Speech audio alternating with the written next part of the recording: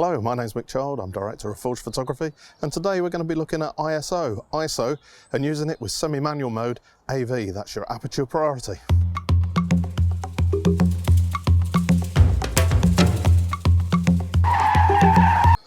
Right, before we start, I want you to have a look and see if there's anything that you see different about me today.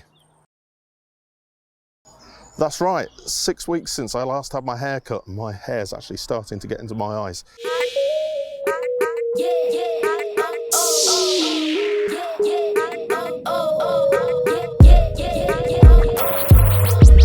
Today we're going to just use two of my macro lenses because I think that kind of demonstrates the best way I can today how ISO works.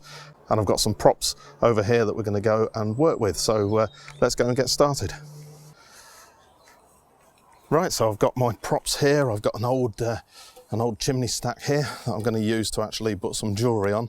My friend Costas Anikas has kindly sent me some jewellery over from Greece that I can do some macro photography with, which I've got in the pot here. I've got my 100mm Canon lens here. I haven't put the extra, remember I had an extender that could go on here, a tube that we call a tube. Allows me to get closer, so I haven't put that on today. So I'm going to be using the setting for 300mm. So the closest I can come to today is 300mm. I have got the hood on at the moment, but I can take that off because if you remember from a previous tutorial, I have what is called a UV filter. Here it is on the top.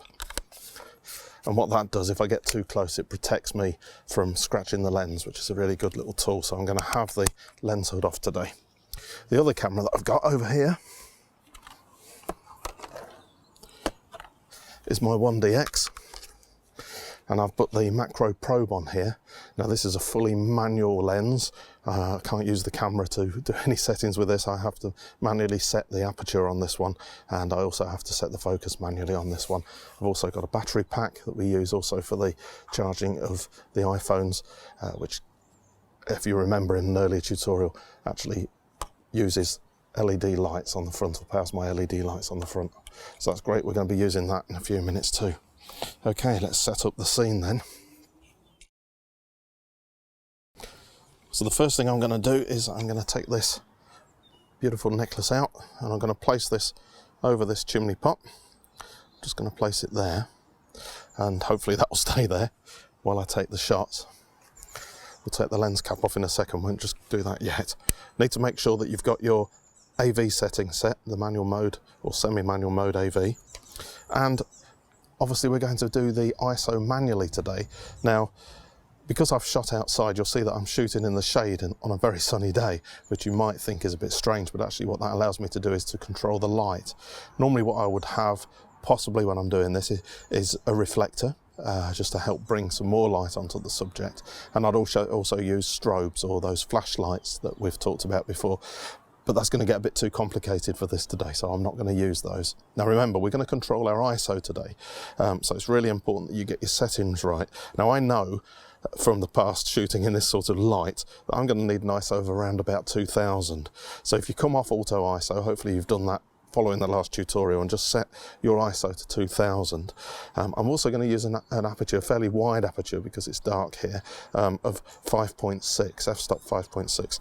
So if you can set 5.6, remember AV, ISO and f-stop 5.6, we'll take the lens cap off and let's see what sort of shot we can get here. Now I'm going to go for a formal composition to start with. So I'm going to put the focus right in the middle. I'm going to put the subject right in the middle. Let's see what we can get. Ah, wonderful, yes. That's really good, that's really good. Okay, and I think ISO 2000 is about right because in this light, I'm getting a shutter speed between 100 and 200, depending what my background is. You have a look at these photos as I take them. Okay, let's try something a little more informal then. And I'm gonna set my focus just slightly off center here. Here we go, and let's try a few shots of it. It's an informal shot. I'm just going to try and focus on that bottom ring now. See how this macro lens works. Everything else is kind of going a bit fuzzy. That's good. Right, excellent. Very pleased with those. Right, let's put the lens cap back on. So we used ISO 2000 there with a an f-stop of 5.6. Now I'm going to pick up this lens. Now, this lens does have a light on it, so I'm going to try it first with not using the light. We'll make sure that the light is working before I switch the camera on. So I use this button here. Yeah, so we'll just switch that light off again. Let's put the lens cap somewhere safe. Actually, because I'm using a manual lens, I'm actually going to go full manual this time. So I've got an ISO of 3000. I've got an ISO of 2000, and I know that I was shooting around about 1/100th of a second on the shutter speed. So let's give this a go. I've got an aperture. I'm going to set an aperture of 15. This gives me a lot more depth of field. So it's an unusual lens, this. Let's get it into focus and let's see what we get. Yeah, so that's a little bit too dark for me. Okay, so let's take the ISO up now. I'm going to take it up to the top of the range that I would normally use for photography with this, which is ISO 3200. And the reason that's the top, with this camera, I don't get any or very little background noise when I go to that level. And I remember I've set my aperture to 15, f-stop 15. It's quite a narrow aperture. Okay, so I'm getting some nice shots there. Okay, so this time let's try with the light on. I'm still going to keep the ISO at 3200 just to demonstrate to you. Now the problem with the light on something like this, like jewellery, it is going to light it nicely, but you're going to see that I'm going to get quite a lot of shine on there, which I am getting. So I'm getting quite a nice picture there, but unfortunately I'm getting a lot of shine off the light, and that's something that does happen an awful lot with this. So I find with nature this is quite a good lens to use, although I think I told you before, the colours are not great with this lens at all. I do prefer the other macro lens. And I'm not going to use this lens again, I just wanted to show you the difference between the lenses. Not my favoured lens for this sort of stuff, so we'll put that to bed for now. What I'm going to do now is I'm going to get these bracelets out, and I'm going to try and set these up on the top here so they're safe, because we don't want to break them. They're very beautiful pieces of artwork that my friend has created. Need them facing me though. Okay, so we're going to try doing some different photos of those just to give you an idea. So again, we've got no light. We've got AV, f-stop 5.6, ISO 2000, okay? So let's see what we can do. I'll try and do a formal shot of each of those as well. So I'm gonna place the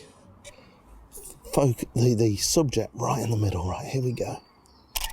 So f5.6, you can see, look, how that's isolating the subject. Yeah, like that. Okay, just gonna get one in here. Remember, I've got my lens set on the side here to 300mm, so that's the closest I can come to my subject. So I'm having to be very careful not to get too close, otherwise I lose the focus. There we go. Great stuff. Let's try one down here. A bit close. Okay, so what the camera is doing right now, it's setting the shutter speed for me. So I'm seeing a shutter speed there of anywhere between 100 and 200 as I take the shot, and that's great. It's great being an AV or a semi-manual mode, because actually you're only having to think about one thing. So I've actually got the depth of field exactly as I want it, which is a wide aperture at the moment, shallow depth of field. Let's try closing that up a little bit, see what shutter speed we get.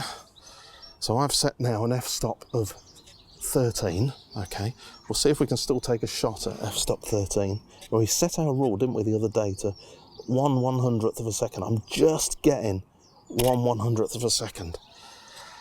And there we are, I'm getting a bit more depth of field now, which is great. I don't know whether you can actually see it.